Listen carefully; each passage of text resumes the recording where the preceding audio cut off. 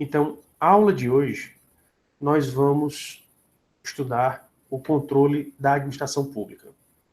E eu já tive alunos que chegaram e perguntaram: qual é a necessidade de você fazer um controle da administração pública? E aí, esse questionamento que um estudante uma vez me fez, eu coloco para vocês agora. Qual seria a necessidade, qual seria a importância de se fazer esse controle da administração pública?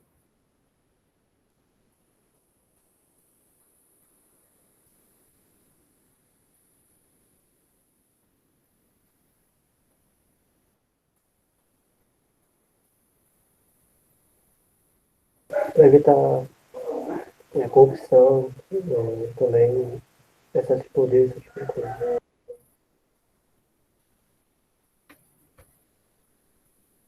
Certo. Evitar a corrupção, o excesso de poder, ok. O que mais?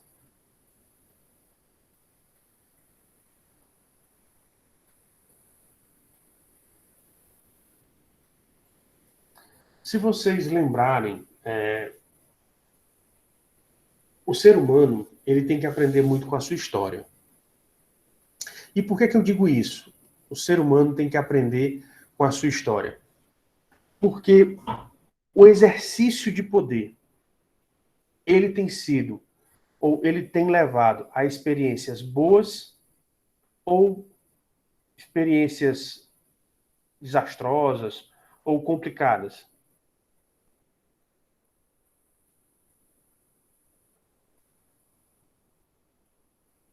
Experiências ruins. Muito bem, Gabriela. Cauana colocou complicadas, Jonathan também. Exatamente.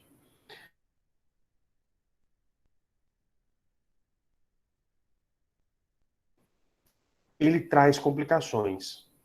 Por que ele traz complicações? Aliás, perdão, eu vou refazer. Quando você entrega o poder a alguém sem nenhuma limitação, complica demais. Por quê?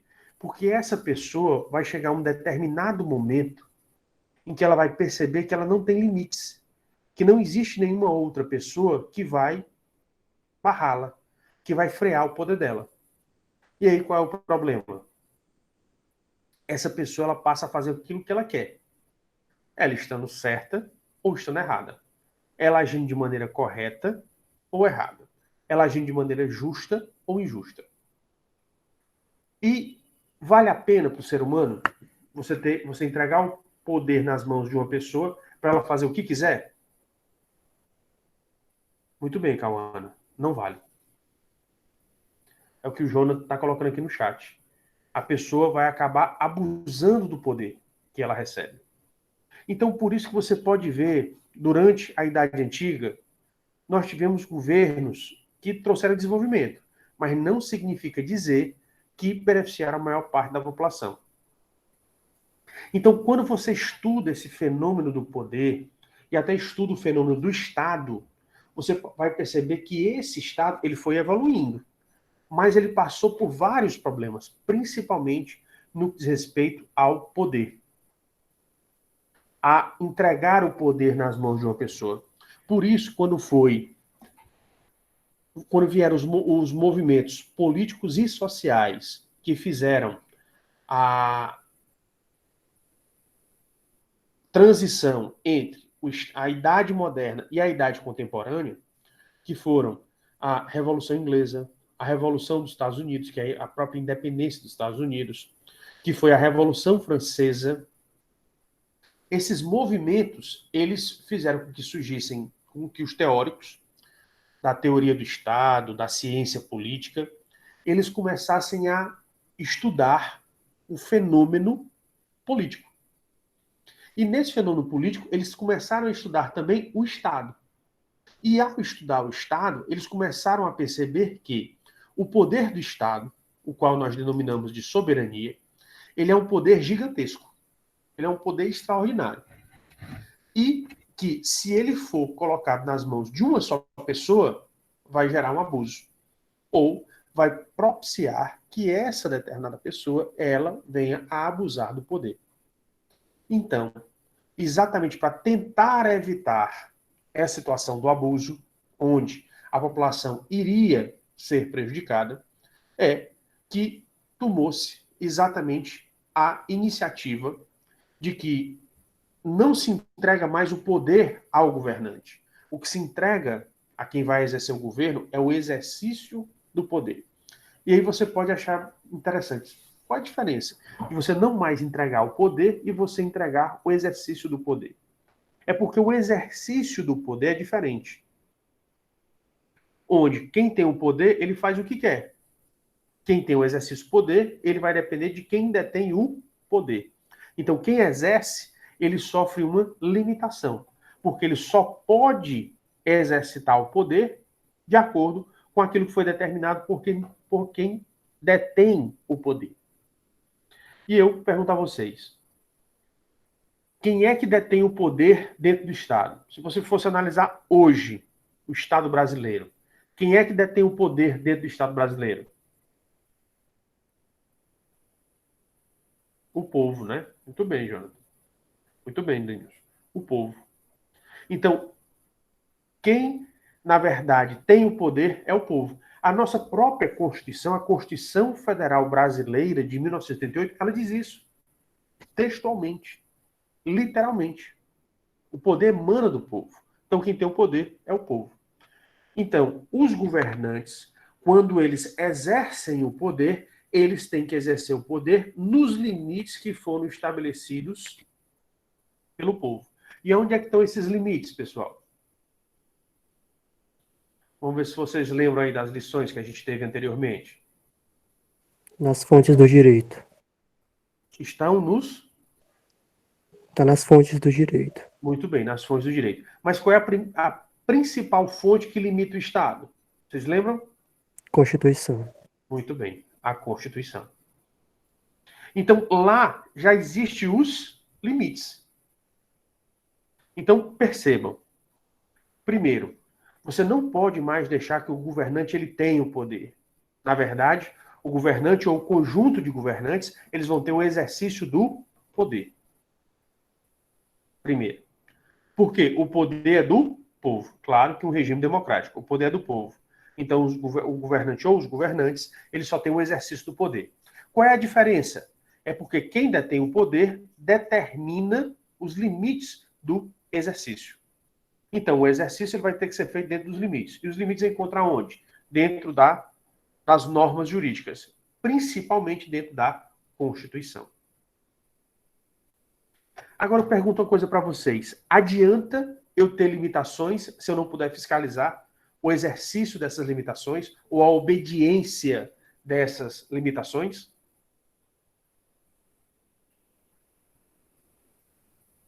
Muito bem, Jonathan. Não adianta. Do que é que adianta ter a limitação se eu não posso fiscalizar e se eu não posso punir? Não adianta de nada.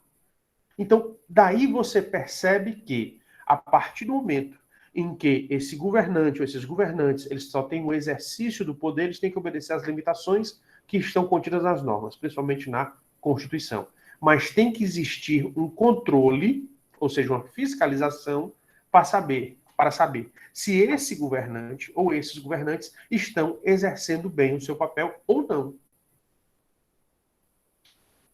Então você percebe nitidamente a necessidade desse controle. Claro que nesse exercício, aí eu vou fazer aqui uma observação, nesse exercício nós já percebemos também outra coisa. Adianta você entregar um exercício somente para uma pessoa?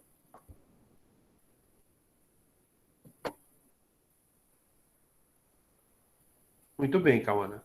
Jonathan, não adianta. Isso daqui a gente pode analisar várias situações. Quando você vê ao longo da história, principalmente os monarcas, por quê? Porque os monarcas eles geralmente governavam sozinhos, né? Eles faziam tudo aquilo que eles queriam. A maioria das histórias dos monarcas, você percebe que esses monarcas foram bonzinhos, ou seja, realmente fizeram o que foi melhor pelo povo, ou eles foram, pelo menos, eles podem não ter sido maus, ou seja, eles podem não ter tido maldade, mas pelo menos eles foram egoístas. E o que é ser egoísta?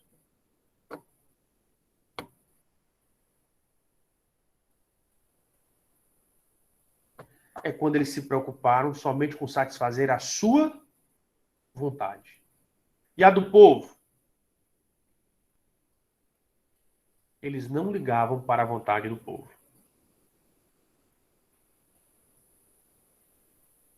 Então, exatamente por isso, Jonathan, a gente vai chegar já já no seu comentário, tá bom? Estou só colocando aqui a ideia inicial, tá certo? Então, vamos retomar aqui um pouquinho, tá bom? Então, continuando. Então, o exercício, quando você entrega a uma só pessoa, é muito arriscado. Por quê? Porque quando você vê na história humana, mesmo que você não entregue o poder, entrega o exercício do poder, mas entrega a uma só pessoa, essa pessoa ela pode nem ser má, mas ela vai agir de maneira egoísta. E agir de maneira egoísta quer dizer que ela vai satisfazer a sua própria vontade e não vai se preocupar com a vontade dos outros, muito menos com a vontade do povo. Ou seja, as ações que ele tomar, ele não está preocupado se vão impactar positivamente ou negativamente as pessoas que estão ao redor dele. Então, o povo que se preocupe ou que sofra as consequências. Essa não é uma mentalidade correta dos governantes, mas, infelizmente, é uma mentalidade que ocorreu e ocorreu várias vezes. Se você analisar a história humana, você vai ver isso daí sendo repetido várias e várias vezes. Pois bem, se nós já vivemos isso no passado, se os seres humanos já viveram isso no passado, adianta a gente repetir os erros do passado? Não. Então, por isso que esse exercício, ele tem que vir com limitações. Essas limitações têm que ser fiscalizadas se são obedecidas. Por quê? Porque se não forem obedecidas, a pessoa que desobedecer tem que sofrer as sanções cabíveis. Então, por isso você tem que ter o controle. E você nunca mais pode entregar esse exercício a somente uma pessoa. Você tem que entregar esse exercício a várias pessoas. Então, por isso que surgiu a teoria da separação dos poderes. Onde, na verdade, qual é o nome correto dessa teoria? Eu já falei várias e várias vezes. Qual é o nome correto dessa teoria da separação dos poderes?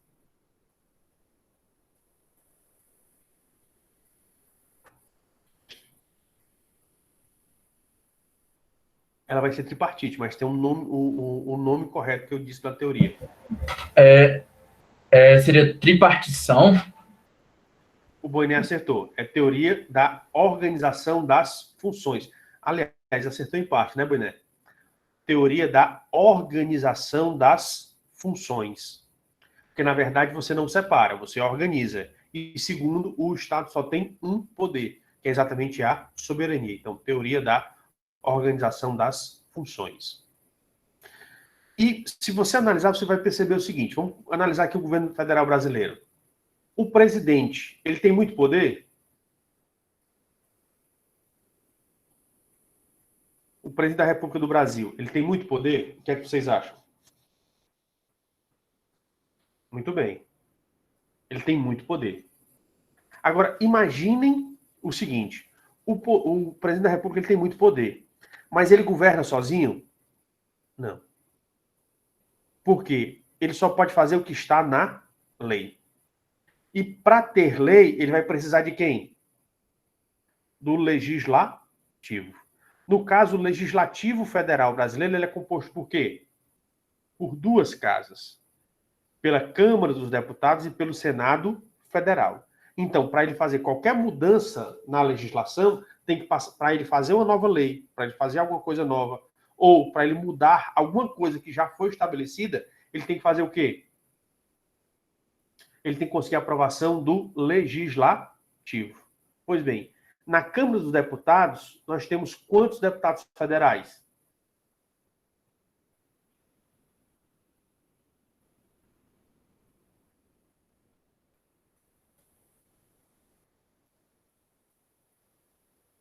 Nós temos 513 deputados federais. E quantos senadores? Muito bem, Gabriela. 81. Então, veja bem. Então, o presidente, quando ele quiser fazer alguma coisa nova que não está prevista em lei, ele tem que apresentar um projeto de lei. Quando ele achar que alguma atividade está sendo feita de maneira equivocada, não está sendo bem feita, existe uma lei que regulamenta aquilo, então ele tem que alterar essa lei. Então, por isso que o presidente ele tem muito poder, mas ele não manda mais em tudo. Por quê? Porque muita coisa ele depende de lei. E a lei ele só consegue se passar pelo Congresso Nacional, pelos deputados, pela Câmara dos Deputados e pelo Senado Federal. Não bastasse isso, ainda tem o quê? O poder judiciário. Onde, se for gerado qualquer litígio, qualquer briga ou uma indisposição entre um cidadão e o Estado, ou entre o governo federal e os Estados-membros, enfim, qualquer litígio que ocorra é decidido por onde? No poder judiciário. Então você percebe que o exercício do poder ele não está mais concentrado na mão de uma pessoa. Por quê? O presidente ele é uma só pessoa, mas ele tem parte das atribuições. O legislativo tem outra e o judiciário tem outra. Então você tem 3 organizações, né? 3 que nós chamamos coloquialmente de poderes, que vão ter que caminhar em conjunto. Eles vão tentar se harmonizar a caminhada deles. Porque eles não trabalham sozinhos. Eles têm que trabalhar cooperando uns com os outros. Então perceba que quem vai exercer o poder não é mais só uma pessoa, né? São várias. Elas têm que trabalhar em conjunto. E como elas têm só o exercício, elas têm a limitação desse exercício. Ou seja, elas só podem ir até determinado ponto. E vão ser fiscalizadas para saber se elas estão obedecendo os limites ou não. Pois bem, se eu tenho pelo menos 3 entes que caminham em conjunto, quem é que vai exercer o controle? O que é que vocês acham? Eles vão exercer o controle uns dos outros, né? Eles vão ter que exatamente fazer esse intercâmbio. Mas esse controle ele só vai ser feito efetivamente quando o quê? Quando for demonstrado que um desses poderes ele está agindo de maneira errada, de maneira equivocada, né?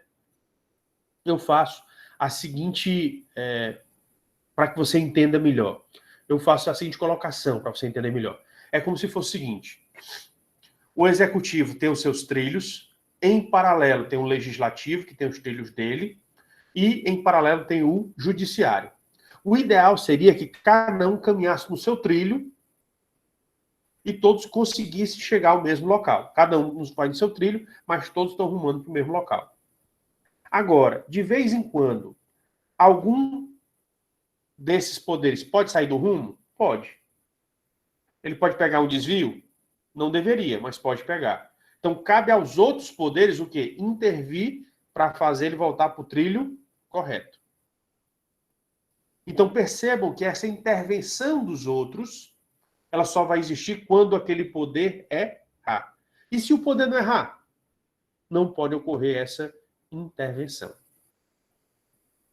Então, só existe a intervenção quando erra, ou seja, quando pela fiscalização percebe que se ultrapassou os limites.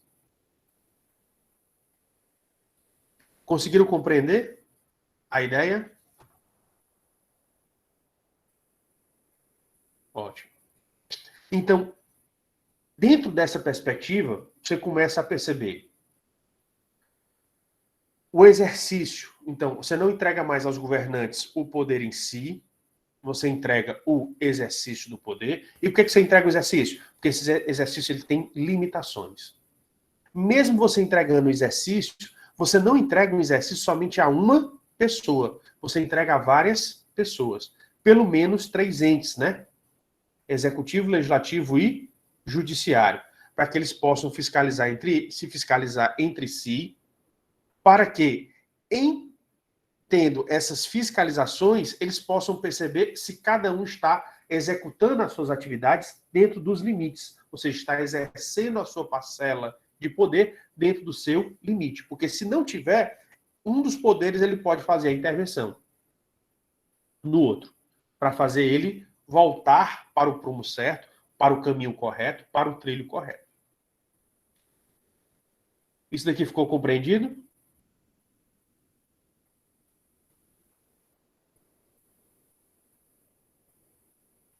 Então, essa fiscalização que vai ser realizada, ela vai ser realizada sempre por outro poder e vai analisar se está dentro dos limites. Se ferir os limites, aí é que um desses poderes vai ter, de acordo com a Constituição, o poder de intervir no outro. Então, o controle é exercido exatamente pelos outros poderes. Então, eles exercem os controles entre si. Ok. Antes de eu seguir adiante, Leonardo, eu não entendi a sua colocação sobre essa questão de foro. O que é que você quis dizer com a sua colocação, por gentileza? É que eu quero entender essa questão de foro, porque até agora o que eu entendia é que essa questão de foro privilegiado impedia de, quando estava no mandato, impedia de ser investigado. Aí eu queria entender se é isso mesmo. Não, assim, entendo que você tem essa sua preocupação do foro privilegiado e dessa problemática de foro, tá certo? Mas ela não se encaixa agora nessa situação. Agora o que eu estou falando é do controle da administração pública, tá certo? Quando você vai falar dos foros, é quando algum dessas pessoas que participam do Estado, algum desses mandatários, algum desses agentes políticos, ele erra, ele tem que ser processado. Porque se a pessoa errou, o caminho correto para constatar o erro e para punir quem errou, qual é? É o processo. Agora, esse processo, ele vai acontecer de qualquer forma? Não, não vai. Ele vai acontecer da maneira devida. Por isso que nós temos um princípio chamado princípio do devido processo legal. Tá certo? Mas aí é o seguinte, ele não está, essa parte de foro privilegiado, essa discussão de foro, ela não está dentro dessa disciplina, tá certo? Se você quiser, eu faço esclarecimento um pouquinho mais adiante, quando eu finalizar essa matéria, eu posso te esclarecer sobre esse ponto, tá bom? Mas não é agora, porque ele não é ligado, ele não é interligado a essa disciplina. Perdão, ao assunto que a gente está tratando agora dessa disciplina. Tá bom? Tá bom, professor. Segura a pergunta, quando eu finalizar, você pergunta de novo, tá bom? Que eu respondo de maneira devida, da maneira devida. Porque senão agora a gente vai discutir muita coisa e pode, aos outros alunos, eles podem se confundir. Então, para não ter confusão, eu pediria para você reformular ela no final, tá bom? Mas vamos continuar. Então, nós vimos que o controle tem que existir. Aí, quando você fala controle da administração pública, é o controle que vai existir para quem exerce a função executiva. É o controle que vai ser feito para quem exerce a função executiva. Mas tem que ter controle do legislativo? O que é que vocês acham?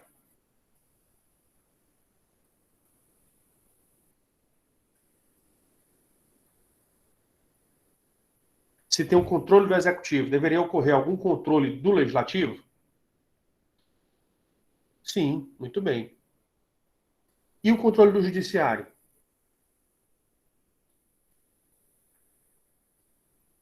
Também, né? O controle do judiciário também. Então, qualquer atividade que seja exercida, ela tem que ter esse controle. Por quê? Porque você tem que ter a possibilidade de analisar se os limites estão sendo observados ou não. E para isso você tem que ter uma fiscalização.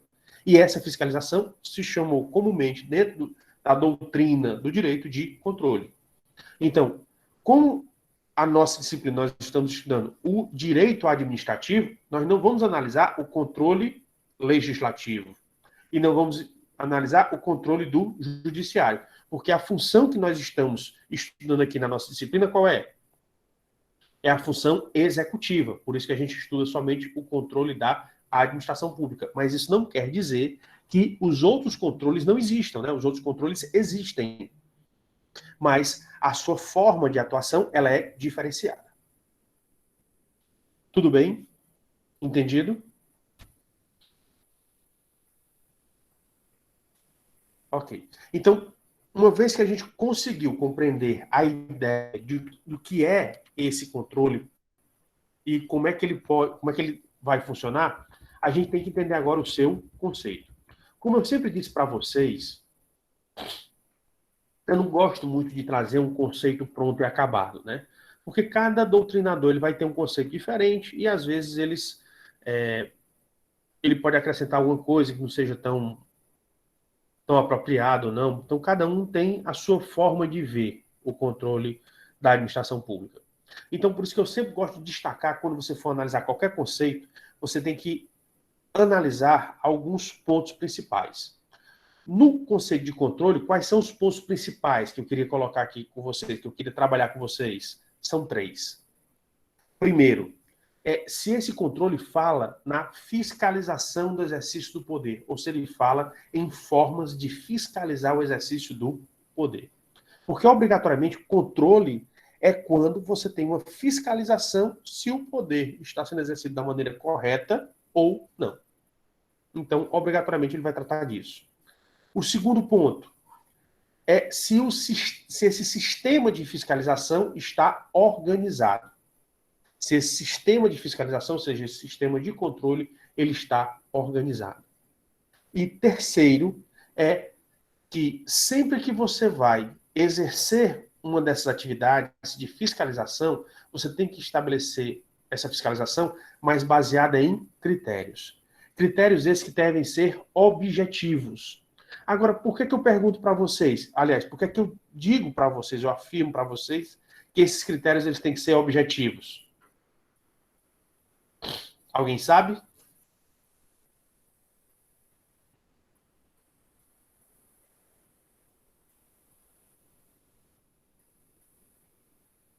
Pessoal, um dos princípios da administração pública, em geral, é o princípio da impessoalidade. Vocês lembram desse princípio quando a gente estudou? Princípio da impessoalidade. Pois é.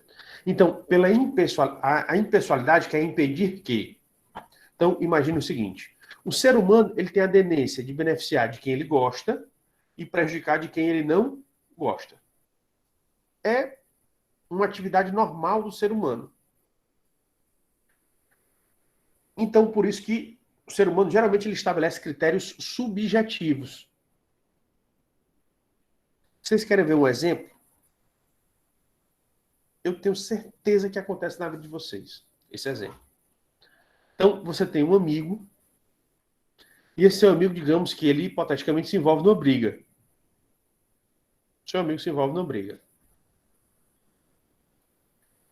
Contra uma pessoa que você nem conhece. Quando o seu amigo lhe contar a versão da história, você acha que aquela versão que o seu amigo está contando está correta, está equivocada, pode não ser precisa? Pode não ser precisa, né? Porque tem o outro lado. Muito bem. Mas quem é que se preocupa de ouvir o outro lado? Aí vai depender da pessoa.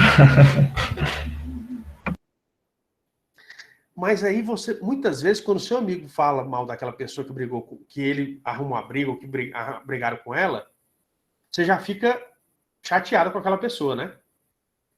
Eu acho que a expressão você já fica de mal, né? Não sei se ainda continua, né? Se não for a expressão, pode me atualizar. Não, ainda continua. Você fica de mal, né? Mas perceba que você fica de mal com a pessoa e você não teve o problema com a pessoa. E você nem sequer... Pronto, Bruno. Pega ranço. Fica de mal ou pega ranço, tá certo. É a nova... O ranço é o mais novo. São os novos termos, né? Tudo bem, obrigado, viu, Bruno? Mas perceba que você vai ficar com raiva da pessoa e você nem deu a oportunidade para a pessoa de falar. Vocês já perceberam isso? E agora me respondam. Aliás, esse pedido de responder é que você reflita. Você acha isso certo? Você ficar com raiva de uma pessoa, pegar ranço da pessoa, ficar de mal da pessoa, sem nem dar a ela o direito dela se defender?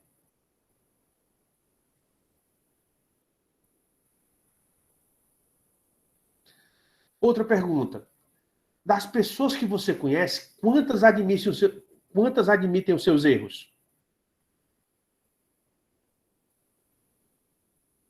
Poucas. Então, aquilo que o teu amigo tá te falando é porque ele tá tentando se convencer que ele não errou. Mas ele pode ter errado. O que eu quero te mostrar é exatamente isso. Quando você. Isso daí é um critério subjetivo. Não, o meu amigo me falou, eu acho que é correto. É um critério extremamente subjetivo. E o que é pior, esse critério subjetivo, ele tem um alto risco de ser o quê? Justo. De estar equivocado. Na verdade, não é que. O grande problema é que você não estava presente para avaliar quem tinha razão. E você nem se preocupou de ouvir as duas partes e ouvir uma testemunha que presenciou a situação, para efetivamente conhecer a verdade. Mas você já saiu tirando conclusões. E o que é pior, quando você pega ranço, quando você fica de mal, quando você passa a não gostar da pessoa, você já está punindo ela. Claro que é uma punição moral, não é uma punição jurídica, mas você já está punindo a pessoa. Você acha isso certo?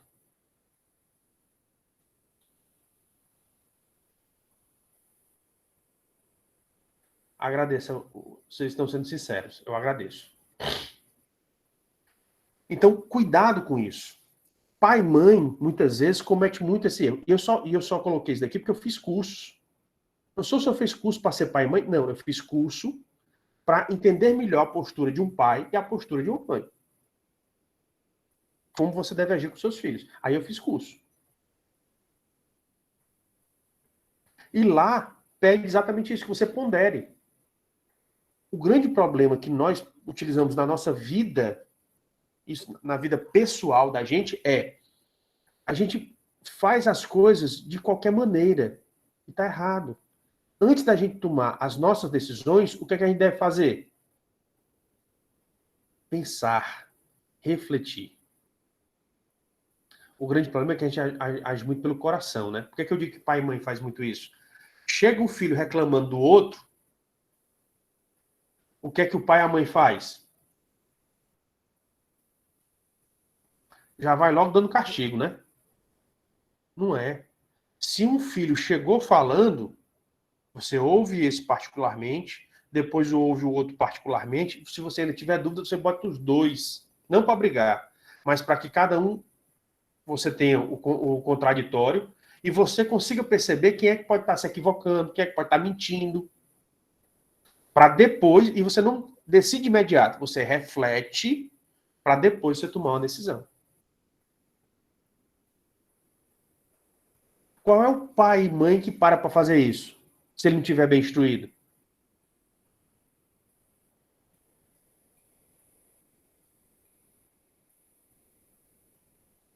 E o que é pior, tem pai e mãe que diz, eu já chego cansado em casa, do trabalho, eu trabalho estudo, eu trabalho muito. Entendo.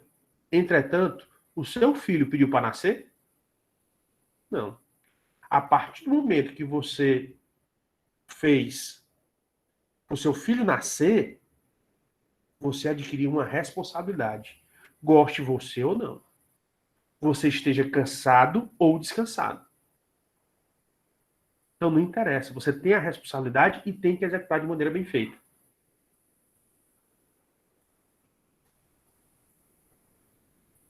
Pessoal, eu estou fazendo isso aqui, claro, estou colocando reflexões para a vida de vocês, que vocês podem levar para a vida, quem quiser. Eu acho que isso daqui é muito válido, porque eu sempre digo para vocês, eu não sou professor para vocês somente de vomitar a matéria, mas é ajudar na formação de vocês. São coisas que eu enfrentei na minha vida e, graças a Deus, estou conseguindo evoluir, estou conseguindo me desenvolver. Mas o que eu quero mostrar para vocês é que a gente tem muito critério subjetivo. E a melhor maneira da gente agir é quando a gente estabelece critérios objetivos. Por quê? Professor, mas o senhor pode errar também no critério objetivo. Posso. Mas a probabilidade de errar é muito menor do que no critério subjetivo. E aqui eu estou indo para situações práticas que vocês já vivenciaram. Quantas e quantas vezes vocês não acharam que os pais de vocês pudessem estar sendo injustos com vocês? Porque eles não agiram errado. Aliás, porque eles não agiram certo, eles agiram errado. Eles não pararam, não pensaram, não refletiram. Às vezes, eu sou da época da palmada, né? Às vezes eu apanhava e só depois a minha mãe ia perceber que tinha errado. Depois pedi desculpa. Ok, mas eu já tinha levado a P. Hoje eu perdoo ela. Mas é difícil. A pessoa sente. Então, exatamente por isso que eu estou colocando para vocês. Então, o controle deve ser feito. Então, tem que existir essa fiscalização, se realmente o exercício está ocorrendo dentro dos limites. Essa fiscalização, esse controle tem que ser feito através de um sistema organizado. Esse sistema não vai funcionar de qualquer maneira, ele tem que ter critérios objetivos para que você tenha um acompanhamento dessa atividade e você tem que tentar prevenir os erros. E se não conseguir prevenir, você sancione. Por quê? Porque quando você sanciona uma pessoa, ou seja, você pune ela, você está dizendo, ó, você errou, você está sofrendo a punição. Então o que você está dizendo para ela? Não erre mais. Da próxima vez você age de maneira correta. Então, por isso que esses são os 3 pontos principais que você tem que perceber dentro de qualquer conceito de controle da administração pública. Conseguiram entender os 3? Tranquilo?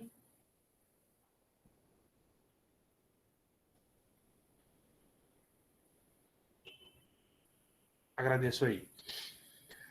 Agora, o que é importante você entender dentro desse conceito, né? Então, é como eu disse para vocês, vão ser submetidos a controles todas as funções, todas as atribuições do Estado, que são principalmente executivo, legislativo e judiciário. Então, tem o controle da administração, ou seja, o controle da função executiva, tem o controle do legislativo, da função normativa, e o controle do judiciário, da função jurisdicional.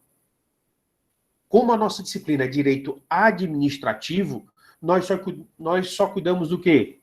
Do controle da administração, do controle do exercício da função executiva. Existem as outras duas, mas não é o foco da nossa disciplina. O foco da nossa disciplina é o controle da administração pública. Pois bem, nesse controle da administração pública, você acha que vai ser exercido por quem? Eu já dei a dica, né? Se quem exerce é o poder executivo, quem é que tem que fiscalizar o executivo?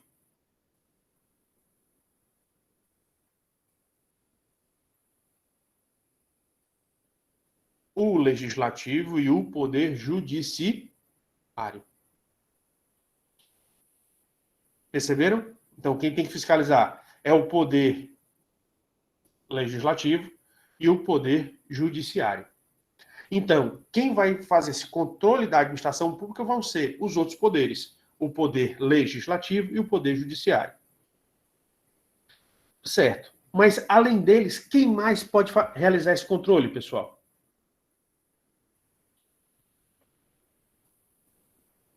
Cidadão, professor? Muito bem. Porque o cidadão, ele detém o poder. Hoje em dia, a Constituição brasileira, como ela é uma Constituição democrática, ela dá direito ao cidadão de pedir informação da administração pública. E a administração pública tem que responder? Tem. De posse daquela informação, o cidadão ele pode entrar com ações? Pode. Tem a chamada ação popular, tem a ação civil pública, que ele pode denunciar. Existe os remédios constitucionais. Então, hoje em dia, o cidadão ele tem várias ferramentas, vários instrumentos que eles podem utilizar e ajudar nessa fiscalização. Tá certo? Então, pode ser feito pelo executivo, pelo judiciário e pelo próprio cidadão. Para a gente organizar um pouquinho mais, né? Inclusive, como é que vai ser feita essa fiscalização do legislativo? O legislativo, ele tem um órgão que é chamado Tribunais de Contas. Os tribunais de contas, eles não são tribunais vinculados ao Poder Judiciário. Eles são tribunais administrativos e com um alto grau de independência, mas não é uma independência total, absoluta, mas que eles estão vinculados ao Poder Legislativo. Onde esses tribunais, eles fazem o quê? Eles fazem a fiscalização técnica, orçamentária, contábil e operacional. Ou seja, eles vão formalmente analisar se aquela atividade que está sendo feita pelo seu executivo está acontecendo da maneira correta ou da maneira errada. Então, o legislativo, na parte do controle da administração pública, ele tem um papel importantíssimo, principalmente por quê? Porque ao legislativo está vinculado os tribunais de contas. E os tribunais de contas, eles vão cuidar exatamente dessa parte técnica, essa parte formal de como é que está sendo gerenciado, como é que está sendo feita a atividade dentro do poder executivo. E a outra situação que também acontece são as CPIs, né, que está acontecendo atualmente. Está sendo muito falada, essa CPI da Covid, né? Mas, aqui para nós, o problema não é essa CPI, o problema são todas as CPIs. Pessoal, e aqui, assim, me desculpe quem é partidário de A, B ou C, mas é uma realidade. Você pode analisar todas as CPIs. Embora os parlamentares que fazem parte da CPI, eles tenham os mesmos poderes de um magistrado, vocês acham que esse determinado parlamentar, ele vai agir de maneira imparcial?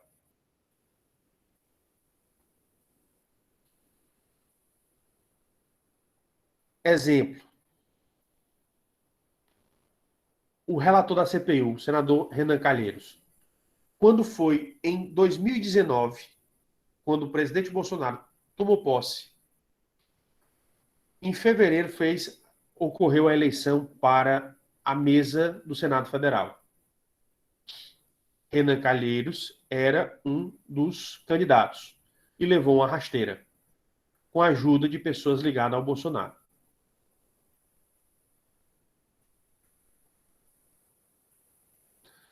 O presidente Bolsonaro já teve vários arranca-rabos e os filhos dele, vários arranca-rabos com o Renan Calheiros. Com o filho dele, que é governador de Alagoas. Vocês acham que o Renan Calheiros ele vai efetivamente conseguir ser imparcial dentro da CPI?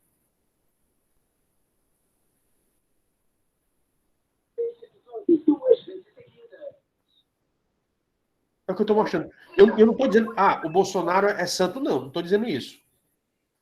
Bolsonaro merece ser avaliado? Merece. Só um instante, Aline, depois eu lhe concedo a palavra, tá bom? Bolsonaro merece ser avaliado? Merece. Mas ele vai ser avaliado, mas ele deveria ser avaliado por uma pessoa que é imparcial.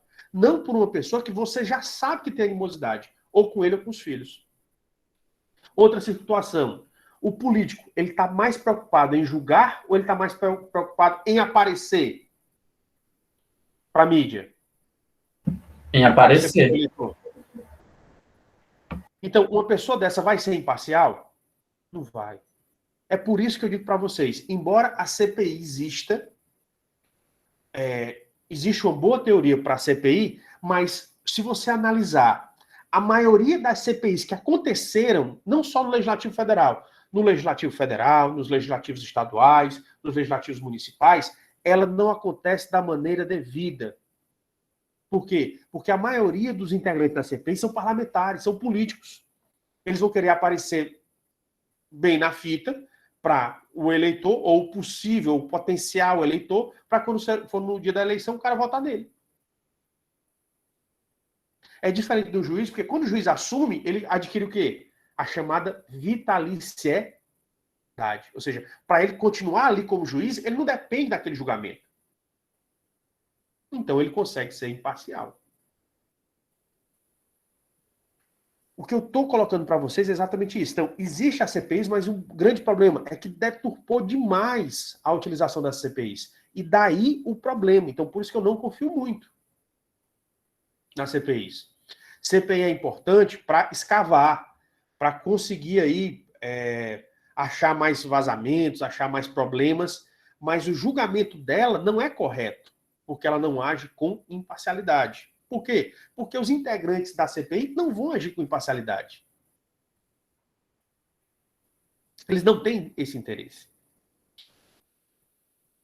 Tá certo? Volto a dizer, aqui eu não estou defendendo o presidente Bolsonaro, como também eu não sou juiz para estar avaliando eles. Mas eu tenho, como cidadão, uma postura crítica. E a minha postura crítica é exatamente essa. É questão de lógica. Se a pessoa já teve várias discussões, se já teve vários embates com outra, ele não vai ser santo e dizer, não, eu vou fazer aqui só o devido. Ele vai querer ir para a desforra. Ele vai querer uma vingança. E está se aproveitando do espaço.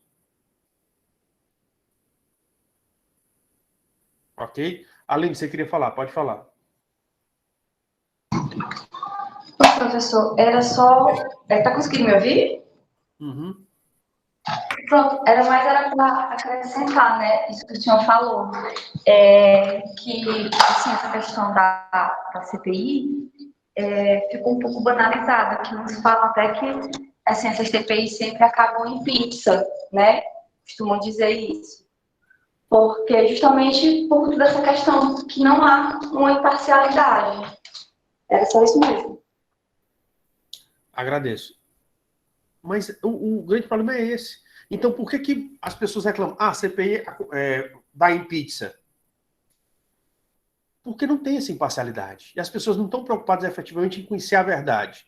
Eles estão preocupados lá em aparecer e ajudar as pessoas que estão do lado dele. E prejudicar aquelas que estão do lado do adverso.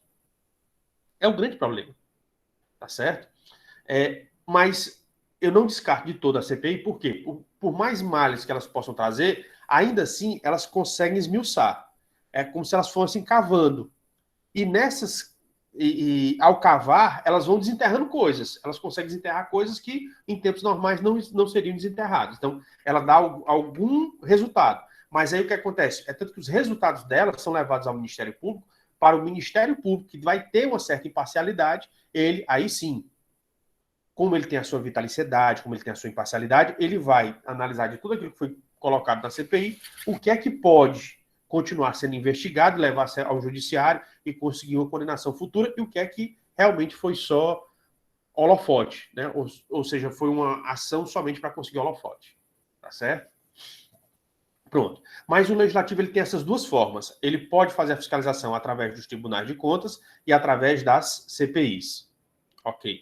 O cidadão, ele tem os seus instrumentos. E mais agora por conta da transparência, né? Da lei da transparência e a lei de acesso à informação. Foram dois instrumentos vitais que chegaram para ajudar o cidadão nessa fiscalização, que ele também pode fazer. E o outro é o Poder Judiciário. Por quê? Quando alguma denúncia é levada ao Poder Judiciário, é dever do Judiciário levar aquela denúncia adiante. Tanto, não sei se vocês viram, mas tem alguns tipos de ações que são ajuizadas perante o Supremo, e aí, nos últimos tempos, foram faladas algumas ações que alguns partidos entraram e depois quiseram desistir. E o que foi que o Judiciário disse? Não, senhor. Por quê? O Judiciário aqui não é feito para você conseguir barganhar, para você ameaçar as pessoas, não. Tem ações que, quando você ajuiza, você não pode mais desistir. Então, ela vai até o seu final. Então, quando quiser desistir, fazer um acordo e quiser desistir, não aceitou. Ela vai até o final para efetivamente tentar ver se consegue analisar se realmente agiram de maneira errada ou não.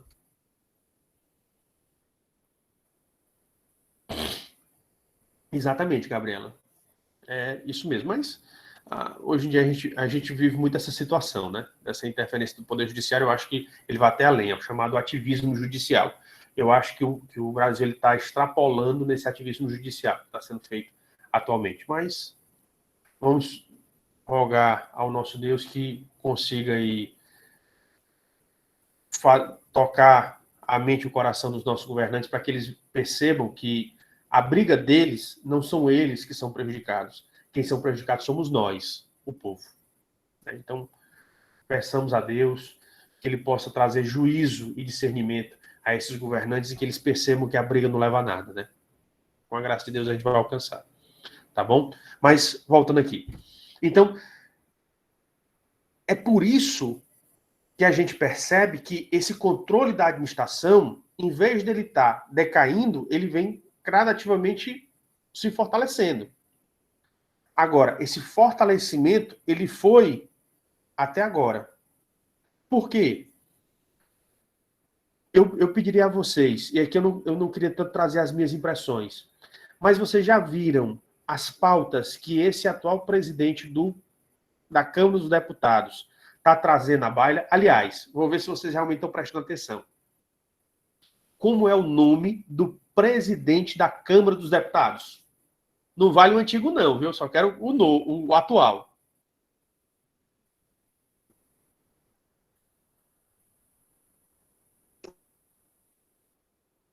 O nome do atual presidente da Câmara dos Deputados. Muito bem, Gabriela, o Lira. Muito bem, Jorge. Na verdade, é o Arthur Lira. Ele é um deputado do PP e, salvo engano, ele é de Alagoas. Certo? Ele é de Alagoas. Ok. Vocês já viram as pautas do Lira?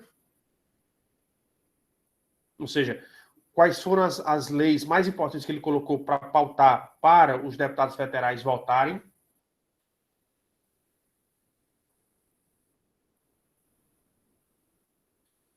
Ele colocou pautas como a improbidade administrativa. Ele fortaleceu a improbidade administrativa ou ele diminuiu a improbidade administrativa? Ele diminuiu. Ele vem limitando exatamente essa fiscalização. Você pode ver e você pode fazer análise aí. Hoje em dia você tem o Google e pode entrar no site da Câmara dos Deputados e vai analisar que os projetos de lei que ele está concentrando são aqueles que diminuem a fiscalização em relação aos parlamentares. E, às vezes, que diminui a fiscalização para os políticos, né? Ou seja, as pessoas que estão no executivo ou no legislativo. Isso é muito triste. Por quê? Porque o Brasil vinha numa crescente, ele vinha aumentando essa fiscalização, ele vinha aumentando o controle, e agora com o Lira a gente está numa descida, né? Está decaindo, infelizmente. Porque são várias medidas que estão, ao invés de facilitar ou aprimorar ou ajudar a atividade de fiscalização, elas estão, na verdade, prejudicando. Professor, Pois não, Tainara, pode falar.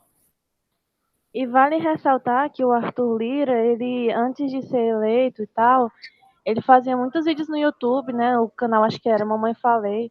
Eu acompanhava e parecia ser assim, ele ia lá nas pessoas e questionava e falava sobre a política que tinha que ser limpa. Tainara, E a mas me proposta permite. era isso, né? Não, eu tô falando assim, como é irônico que às vezes a gente cai numa falácia Me que... permita só fazer uma intervenção, por favor. É porque esse Arthur Lira, ele não tem canal do YouTube. O que você está se referindo a esse Arthur é Arthur Duval, né, não?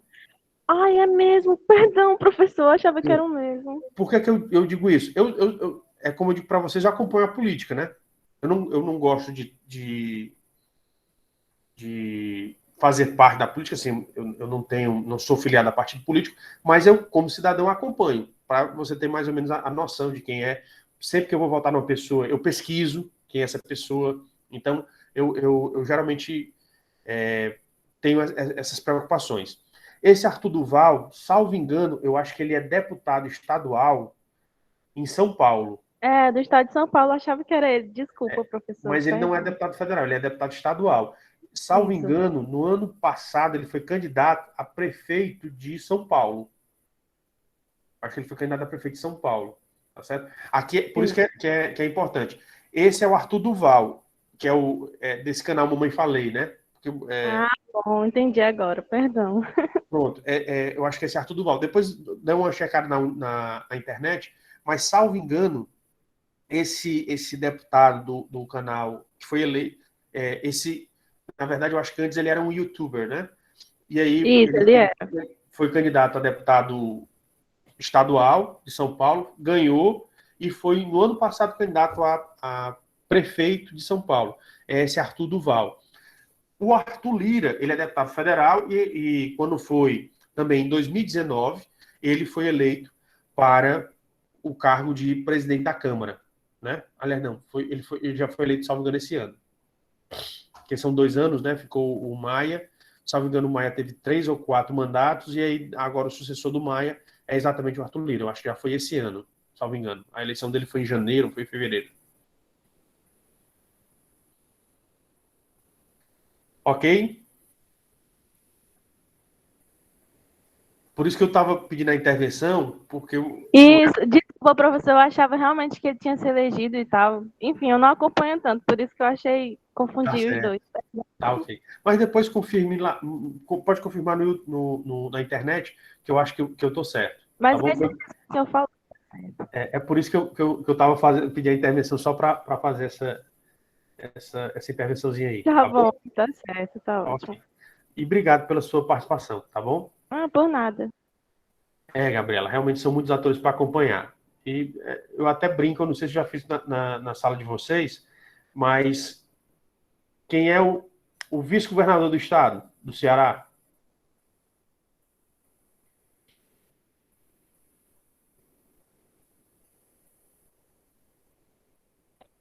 Na verdade, é uma vice-governadora, né? É a Isolda Sela, lá de Sobral. Ela foi ex-secretária de Educação do governo Cid Gomes. O nome dos 3 senadores do estado do Ceará. O Ceará tem 3 senadores. Me diga aí o nome de 3 dos 3 senadores. 2 foram ex-governadores. Aí deu uma dica, hein? Vamos lá? Não, Yasmina, não é esse daí, não. Não tem esse nome, não. Não, Gabriela, também tem não. Esse daí que você está falando, que é o Mauro Benevides Filho, ele é deputado federal. Cid Gomes foi ex-governador, né? Saiu agora antes do Camilo. Tasso Gereissati, muito bem, Pedro. Tasso Gereissati e o Eduardo Girão. O Eduardo é que nunca foi, não tinha sido político anteriormente, né? O Eduardo Girão, Cid Gomes e Tasso Gereissati, sendo que o Cid Gomes e o Tasso Gereissati já foram ex-governadores do estado, né? Do estado do Ceará. Tá vendo? É importante a gente saber, porque a gente tem que saber quem são essas pessoas, né? E o que é que está sendo feito. Eu digo muito isso daí porque quando eu vou votar numa pessoa, eu pesquiso muito para saber quem é essa pessoa. E geralmente o que eu faço é o seguinte: cada eleição eu voto em pessoas novas. Eu não voto em reeleição. Eu não voto em ninguém para reeleição. Porque quando a pessoa se reelege, ela vende a mãe para se reeleger. Então, por isso que eu acho que sempre o segundo governo é pior do que o primeiro. Então, cada um, e eu entendo como é uma república, é uma res pública, cada um dá a sua contribuição e sai. Outra coisa, aquela pessoa que se torna político profissional, eu não gosto. Tem quem pensa diferente, respeito quem pensa diferente, mas eu não gosto. Porque a pessoa que se torna político profissional é aquela pessoa que quer viver da política. E para mim está errado. Política seria cada cidadão daria a sua contribuição, depois de dar a sua contribuição, tchau, sai e dá a oportunidade para outro. Porque quando você começa a se achar dono, você começa a fazer o que é certo, mas também começa a fazer muita coisa errada. E aí, para você continuar na política, você faz o que você quer. Pedro, como são 3 senadores, toda eleição tem eleição para senador. Então, em uma eleição é eleito somente um senador, na outra eleição são eleitos 2 senadores. Na última eleição que nós tivemos para o Senado, que foi exatamente em 2018, que assumiram em 2019, nós tivemos a eleição aí de 2, né? O Cid Gomes e o Eduardo Girão. Então agora é a vaga do Tasso Gereissati, onde não sabemos se ele vai para a reeleição, tudo indica que ele quer ir para a reeleição, para senador, mas também tem outras pessoas. Então é só uma. O próximo pleito, ou seja, a próxima eleição, é somente para uma vaga no Senado. Mas geralmente é uma e depois 2. Uma e 2. Uma e 2. Você está certo, viu? E é a vaga do Tasso Gereissati. Né? Quem está ocupando esse mandato atualmente é o senador e ex-governador Tasso Gereissati. Entendido? Podemos seguir adiante?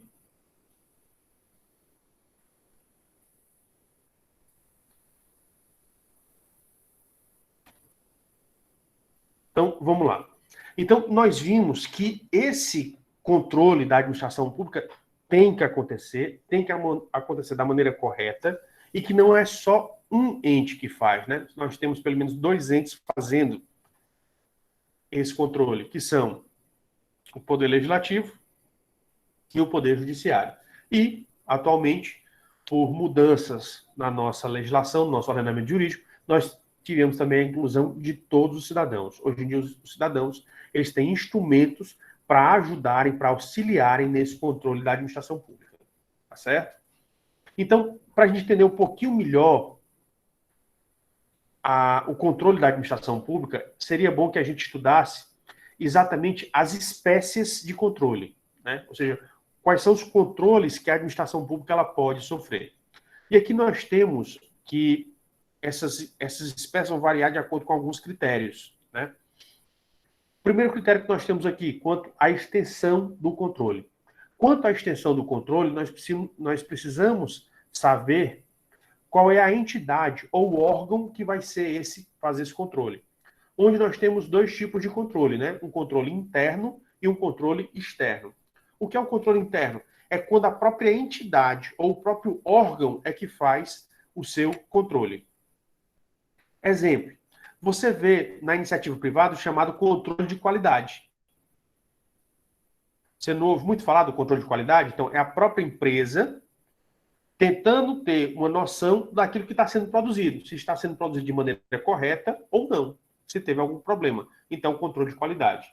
Dentro da administração pública, nós chamaríamos esse controle que é feito dentro do próprio ente como sendo controle interno. E esse controle interno, ele geralmente é feito por quem? Pelas chamadas controladorias ou pelas corregedorias. Então, controle interno, ele pode ter até esse nome, né? Então, tem município que diz, nós temos o setor de controle interno, mas você também pode ter esse setor pode ser chamado de controle interno, pode ser chamado de corregedoria e pode ser chamado também de controladoria, mas é o próprio poder. Por exemplo, a Unilab. A Unilab, ela tem a corregedoria e ela tem a ouvidoria. Qual é a diferença?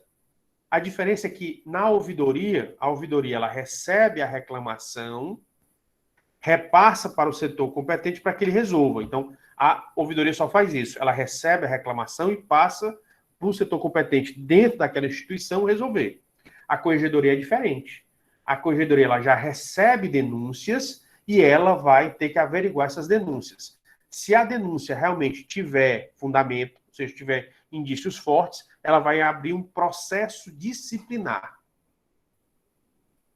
para avaliar a conduta dos envolvidos e quem for culpado, ela já vai aplicar a sanção devida, que pode ir uma sanção desde a chamada advertência até efetivamente com a pena de demissão. A pessoa pode até ser excluída dos quadros daquela determinada organização. Então, perceba que o controle interno é feito dentro do próprio poder. É o seu controle de qualidade. Né? Seria aquilo que as empresas fazem, o controle de qualidade, ou seja, saber se o funcionamento dela está sendo de maneira correta ou está sendo de maneira equivocada. Tá certo? E esse controle externo? O controle externo é quando ele é feito por instituições fora desse poder. Então, como nós estamos falando aqui do controle da administração pública, nós estaríamos nos referindo ao poder executivo. Então, quem é que pode fazer esse controle em relação ao executivo? Aí nós teríamos o legislativo ou o poder judiciário. E aí nós temos o chamado controle externo. Onde esse controle externo ele é feito sempre por um ente de fora. Tá certo? E esse ente de fora?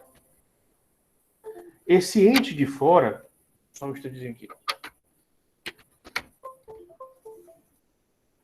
Então, esse controle externo, ele pode ser feito tanto pelo legislativo, como ele pode ser feito pelo poder judiciário. Então, aquele controle que é feito pelo legislativo e aquele controle que é feito pelo judiciário, ambos recebem o termo de controle externo. A única diferença que você vai ver é que alguns doutrinadores, naquele controle que também pode ser exercido pelo cidadão, eles vão chamar de uma maneira diferente. Eles vão chamar de controle externo popular. E aí esse controle externo popular é quando o cidadão ele faz esse controle. Só para vocês entenderem, hoje em dia, o orçamento público. Vocês já fizeram a cadeira de orçamento? Ótimo. Vocês já sabem verificar o orçamento do Estado do Ceará, verificar o orçamento do governo federal? Vocês já viram como acessar? O professor, a professora de vocês explicaram a vocês isso?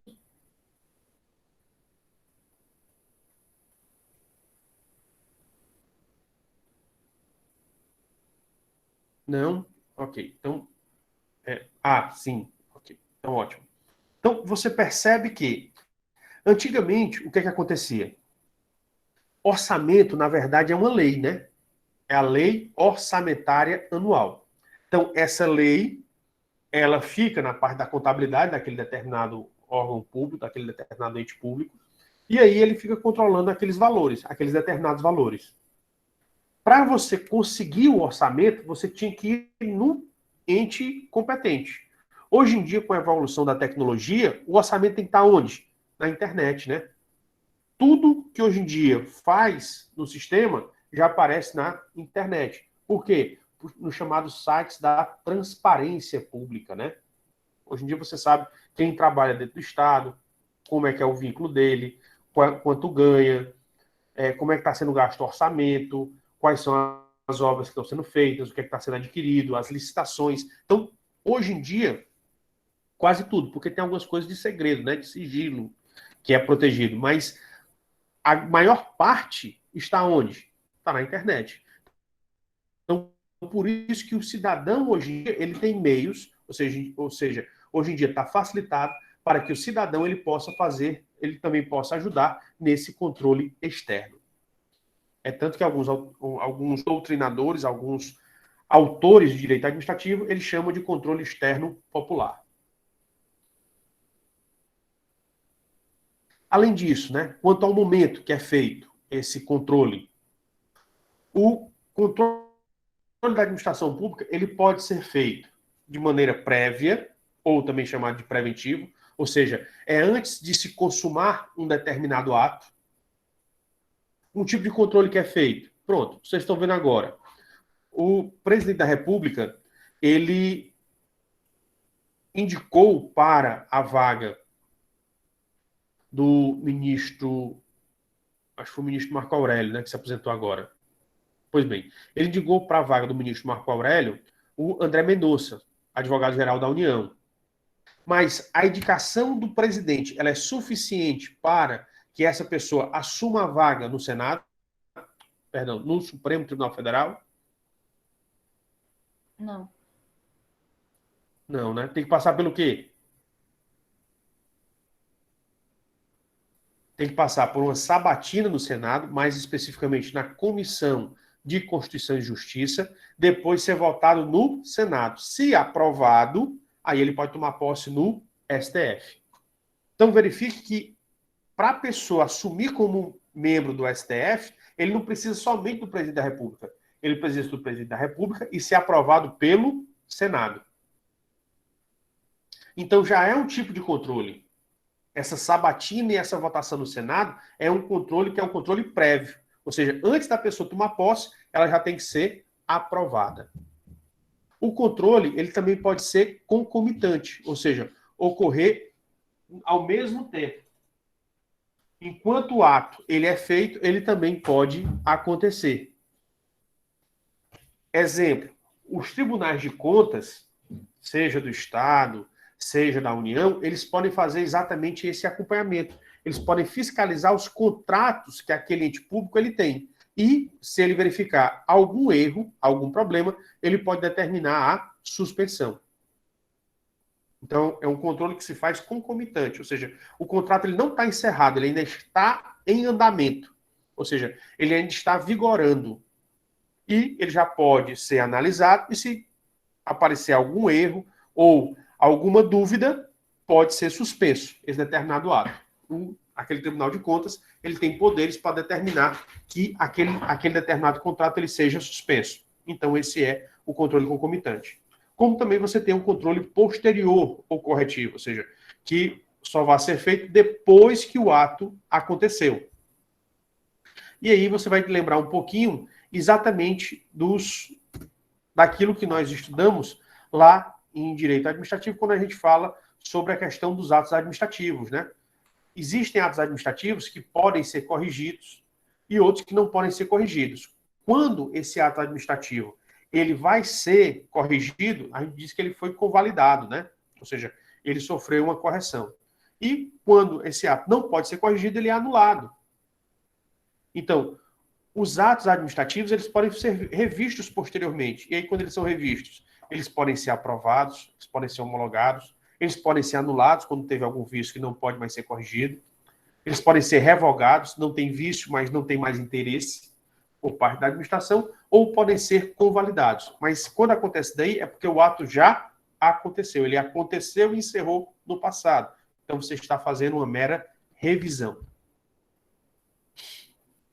Quanto à natureza do controle, os atos, você pode fazer essa verificação, você pode fazer esse controle, e aí você pode fazer a verificação no controle de acordo com a legalidade ou de acordo com o mérito. Se o teu ato ele for um ato vinculado, todo ele depende da lei. Então, você só pode fazer controle de legalidade. Se o seu ato ele é um ato administrativo, ele é um ato discricionário, então, parte dele você vai fazer controle de legalidade e outra parte você vai fazer controle de mérito. Mais especificamente, controle do mérito administrativo. E aí, o que é o mérito administrativo? Né? A gente lembrando lá as lições de Direito Administrativo 1, é exatamente a chamada conveniência e oportunidade da conduta administrativa. E aí, o que acontece? Esse controle de mérito tem que ser exercido pela própria administração. Por quê? Em regra, a regra geral é que nem o legislativo e nem o judiciário podem interferir no mérito administrativo. Então, somente o próprio executivo ele pode se referir ao seu próprio mérito, né? Tudo bem, pessoal? Vocês estão conseguindo acompanhar? Alguma dúvida? Ótimo. Então, Professor, continuando. Pois não, pode perguntar. uma dúvida breve, na verdade. Esse controle de mérito que o professor falou em aprovação, aquelas aprovações de diplomatas para quando eles vão para outros países?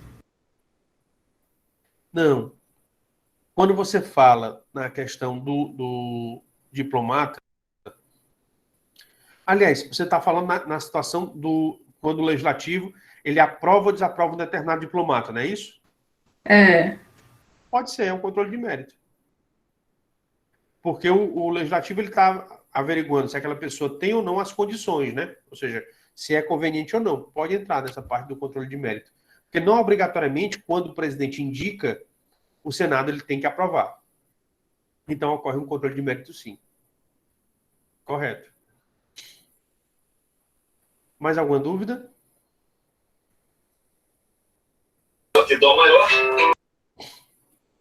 O que foi?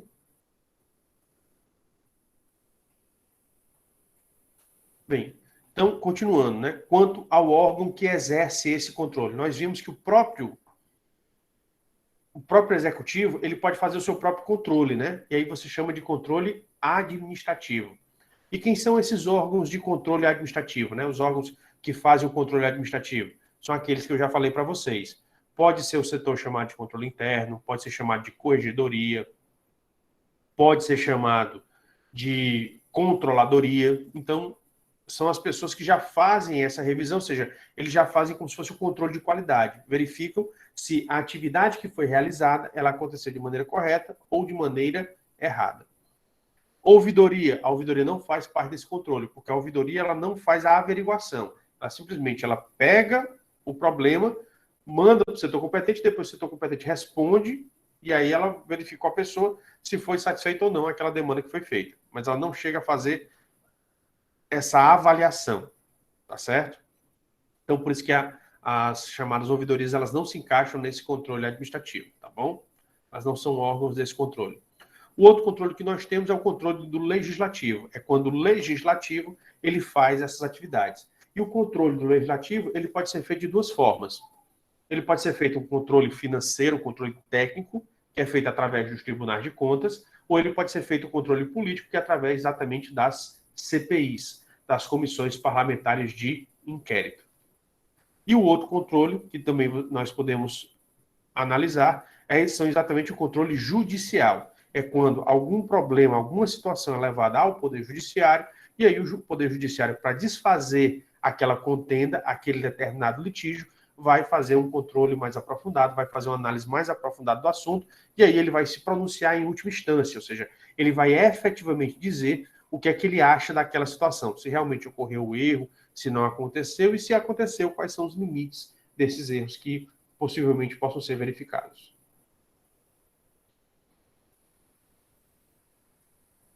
Entendido, pessoal?